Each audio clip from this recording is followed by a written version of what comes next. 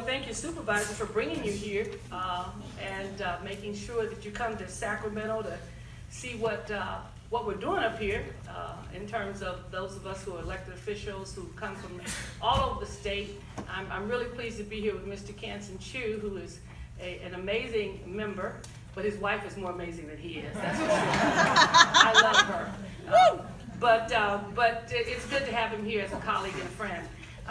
One of the things that, and I'm going to just say, my staff is giving me a whole bunch of stuff to say, but I'm going to say a few things. Because I think it's more important for me to hear from you, and we only have about 10 or 15 minutes to really give me a chance to hear your concerns, answer your questions, those kinds of things. Want to give you a little bit of information about myself. You probably read about my bills, and you can look at those and see what I do. I come to this position after 40 some odd years as a professor at San Diego State University. I was the founder of Africana Studies at San Diego State in 1972. I spent 40 years developing that department, also serving as an associate faculty in Chicano Studies, Women's Studies, and Native American Studies. Have served in a number of capacities in the area of ethnic studies, not only in a local sense, but chaired the National Council for Black Studies for about 4 or 5 years. So in terms of dealing with education in the broader sense. I've been on the school board in San Diego for 8 years. I was on the school board, and during that time, I was chair of 3 or 4 different national committees, served on a committee with Hillary Clinton and Bill Clinton, dealing with school reform and site decision making and all those kinds of things in terms of new standards projects and what have you. So I've done a lot of work in K-12. I've done a lot of work in post-secondary. And when I was asked to run for the assembly, it was because of Tony Atkins said that at that time there was no one actually in the assembly or the Senate who had an extensive background in education as I had, who not only worked in K-12 but also worked in post-secondary. And I'm often reminded, folks tell me, they remind them of the person who was once president of the NEA that says, I have chalk dust on my soul. And I used to say that until I realized young people don't know what chalk dust is. So, and I have no analogy similar to that other than, because I think the whiteboards and the pens don't seem to do the same thing. But nonetheless, I've been an educator since I was 5 years old on my mother's back porch in the projects in the pueblos of Los Angeles, and where I started teaching school to my friends and doing their homework. I didn't know that they enjoyed me doing their homework. I thought I was teaching them something, and all I was doing was cheating and doing their homework for them. But I love education, and it's a part of who I am. I'm also a social justice person, so many of the issues dealing with the issues of social justice are issues that are within my reach. Some of you know about AB 392. That is a bill to change the standards for use of lethal force. That will be coming up next week, and that has consumed much of my energy and time.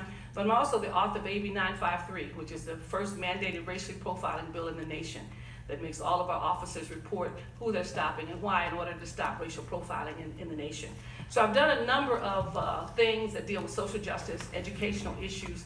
I have a mandatory kindergarten bill that's coming up this year to make kindergarten full-time rather than part-time, and I think our governor supports that. So we have a bill to deal with mandatory kindergarten that's there. We're dealing with mandatory ethnic studies in K-12 as well as post-secondary at the university, because you can't have a K-12 mandate that kids need to take at least some ethnic studies and not have teachers who can teach it.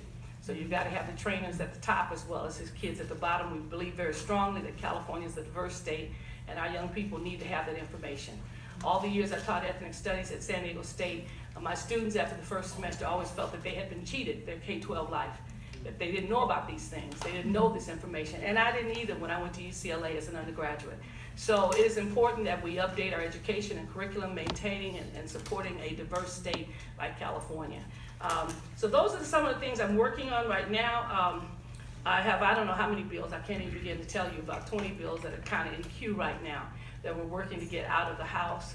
We have a number of bills on ex-offenders, exonerees, people who've been exonerated from things and crimes that they did not do. And we've got 3 bills to help them get an education, one to get them some housing, and then to get them some mental health. So those are the things I think minimally we should do for folks who've been convicted unlawfully or had their lives taken from them for 15, 20 years, come out of prison without families that have changed, without resources, careers that have been ruined, and we discovered that they were innocent. And so as a result, the state owes them at least an education It owes them an opportunity to have a place to stay initially so they're not homeless, and it owes them some mental health support, because oftentimes they are dealing with a lot of mental health issues of having been unfairly incarcerated in this country. So there are a lot of things we do to try to create equity and equal opportunity and access, and so I'm grateful to be here with you today. I'm into my 7th year as a legislator. As pointed out, I was elected in 2012. I was the first African American ever elected to a state position from south of Los Angeles, from that area. So I take my responsibility seriously, and I'm grateful that I represent a district that is extremely diverse, that only has a black population of about 9%. So I represent all of San Diego in, I hope, a fair and just and honest way. I can get that. I'm good. So any questions? Let me hear your questions and your concerns.